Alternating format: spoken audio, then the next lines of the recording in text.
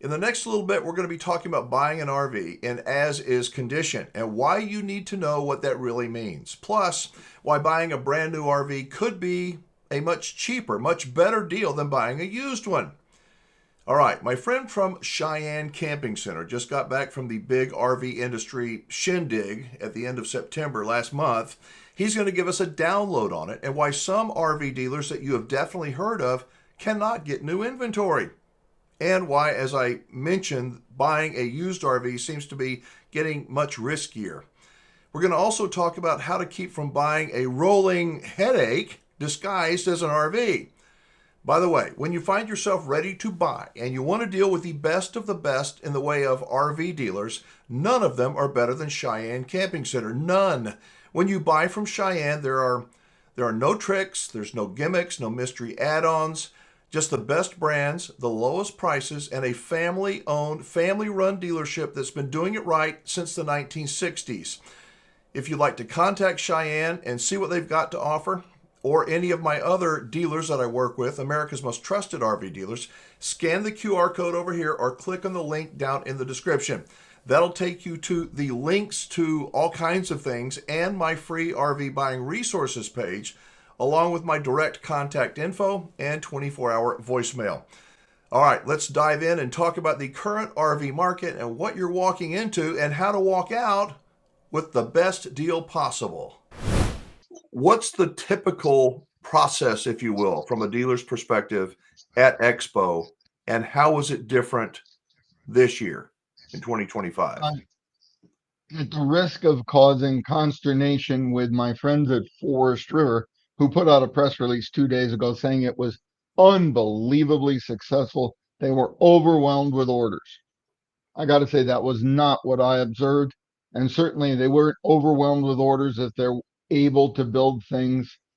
They just happen to have one in the line that's available that's coming in a week. That happened last week. So that there is a definite dearth of orders. The vibe that I picked, this is not vibe, this is gossip. What I picked up at the show is that every dealer has a floor plan problem. The most critical of floor plan problems in that they're full. They have taken on more inventory than they can handle and they can't add any more. So there's a traditional surge of orders at the expo because people have come and seen what's new. And there was some new stuff, but the dealers didn't really have the wherewithal to do anything about that. The book is full. Now, we've been Now, hearing, hang on, Kevin. Hey, the book is full. What does that mean? I think I know what it means, but I don't want okay, to be talking over somebody's head. the floor plan, every dealer has a line of credit that allows it to buy, and the chains too, that allows it to buy goods that are not paid for with cash, they're paid for with credit. Floor plan is a very special kind of revolving credit. It's secured by the inventory. And then what your viewers don't need to know how many rules there are, but there's 100 rules about how that inventory must be managed, how quickly it has to leave the inventory. And the interest rates on that are exceedingly high. I'm hoping they're coming down pretty soon.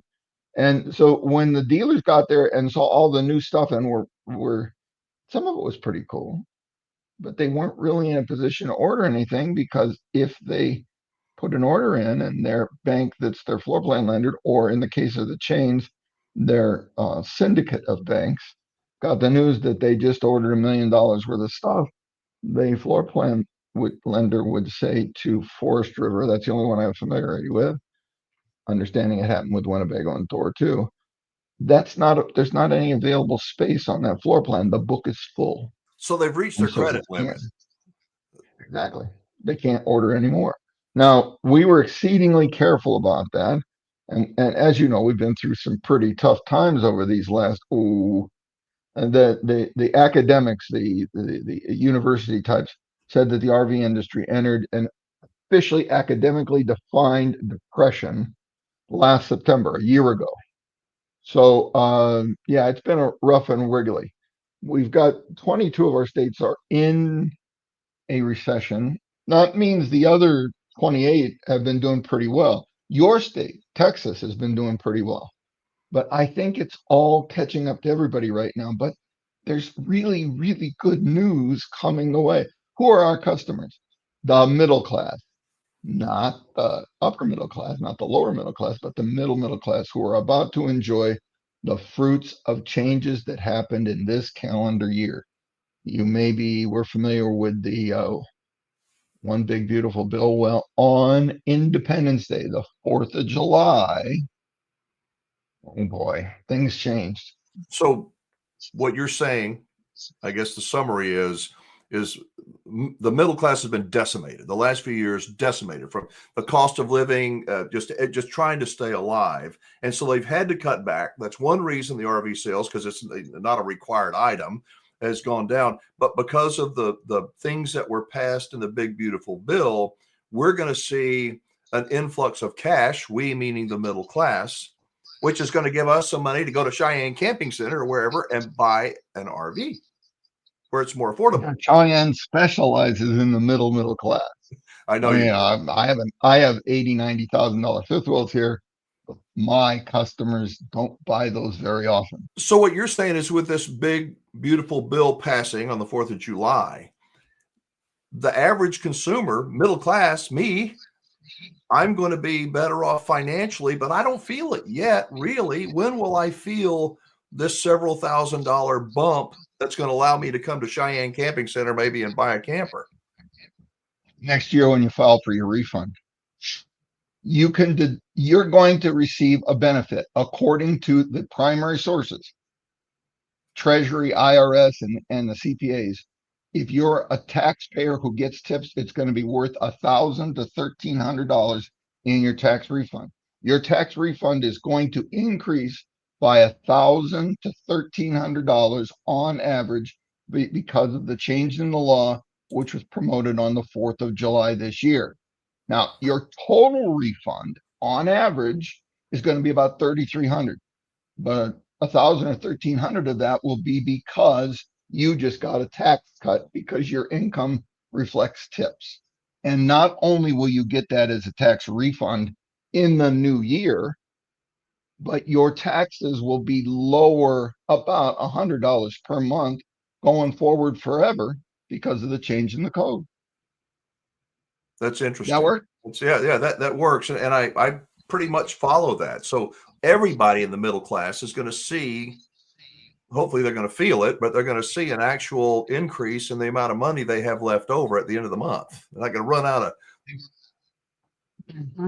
It's going to be less likely they're going to run out of money before they run out of money. Okay. So let's talk about now. Quarter 4 is now. It sounds like to me from what you said in the beginning of our chat that because dealers are their book, their line of credit, they need to sell some of this stuff. It sounds like now is a great time to go out and buy and get a good deal because the dealers want to get rid of that inventory. That's true, but there's also so much reluctance among the buying public that they've just shut it off. I can't, whatever we do right now to promote RVs is going to run into the Thanksgiving holiday buzzsaw. People are going to ignore us until the new year. So we got to be ready for the new year to offer good value that's in stock and is cheap. And one of the things that happened during the expo is that we were able to acquire new inventory in new categories that is, should I say, they've deflated in price. There is quite a large category. Suppose that you're getting an extra $1,300 in your tax refund next year. 10% down, you need to buy a $13,000 trailer to have the 10% down that gets you a good set of terms on your RV loan. We got a number of RVs that fits. Proper RVs, 16, 18-foot travel trailers that the family SUV can pull. Don't get in a rush. They'll be there in January and February. That's when you start pushing the look. Just wait until things sort themselves out. I would say that if you got the family around the house for Christmas, maybe everybody should go online and look at what's available and let everybody argue about it. Oh, also, interest rates are going to drift down between now and next year. What's that? Interest rates will be dropping down between now and next year. You know what Kevin said just then about getting the family together and you guys arguing about what RV is best. It takes me back to a story when I was a boy. We didn't have a family meeting, but Santa Claus one year brought us a fishing boat.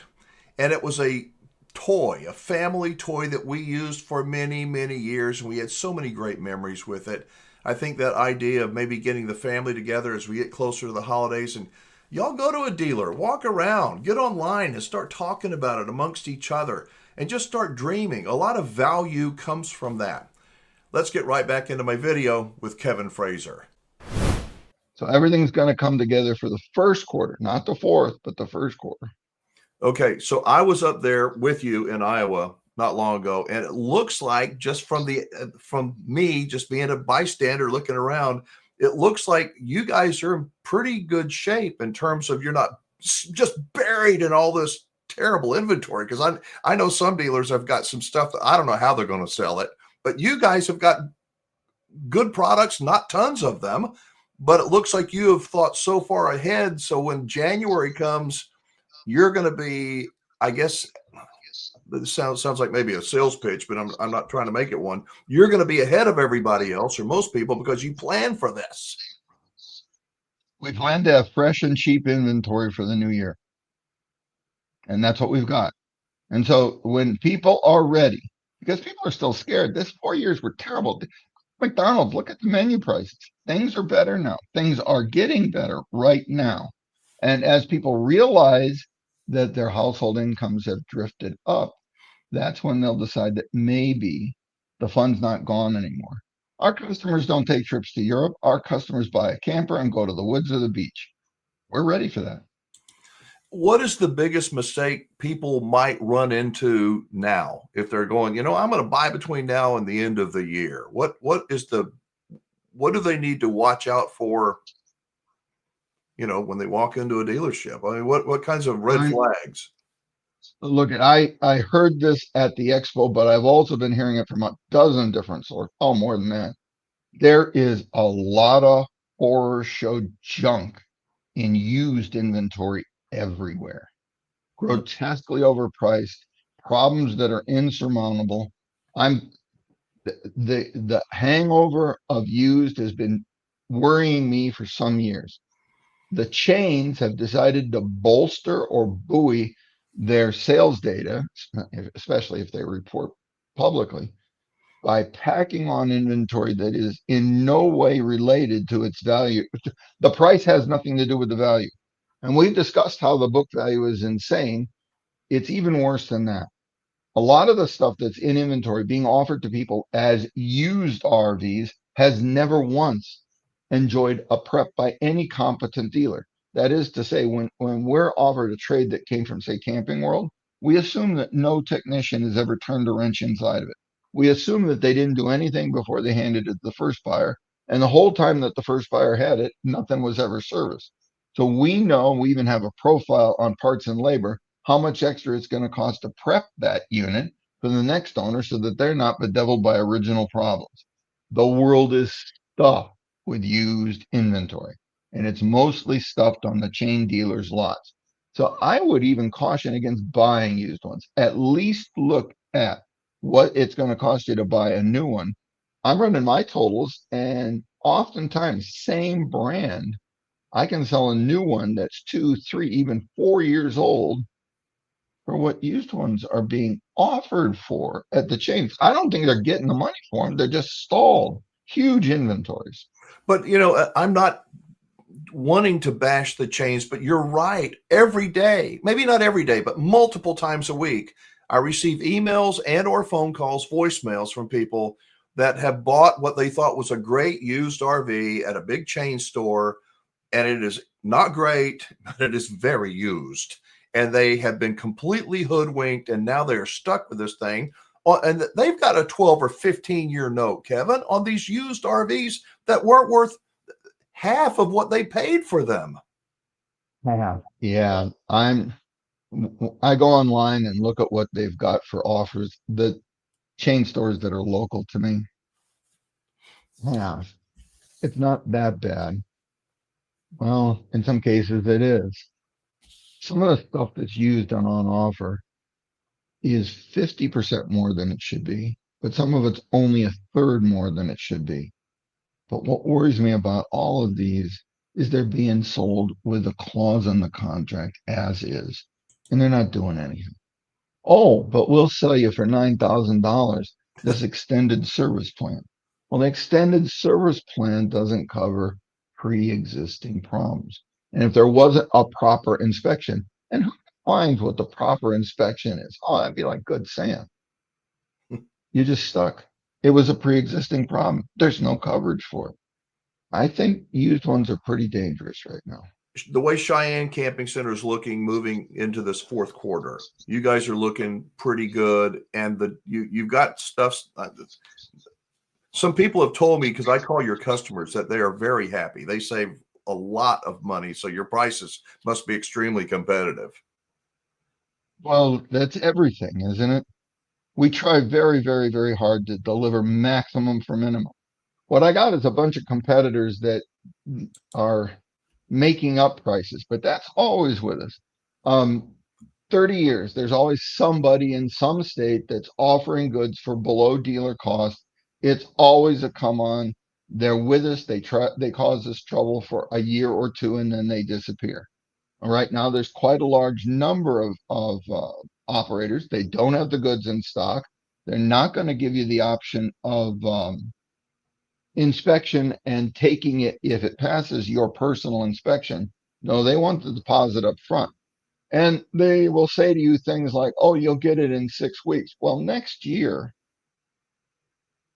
starting about RV show season, when somebody says that you can get it in 6 weeks, that might be an average going back over the last 10 years. But as soon as things pop, it's going to be 8 weeks, 10 weeks, but they don't care. They don't actually plan to deliver it to you. They're just going to keep the deposit. And if it's a reasonably small amount, like $1,000, and it's over in Indiana, and you tell your lawyer, I never got this trailer, sue them. The lawyer's going to tell you for $1,000, count it as learned knowledge and give up. It ain't worth the fight. That's deposit money, and that's rearing its ugly head again this time. It always does when there's been a downturn, and this is the deepest downturn we've had in 40 years. So just look at it.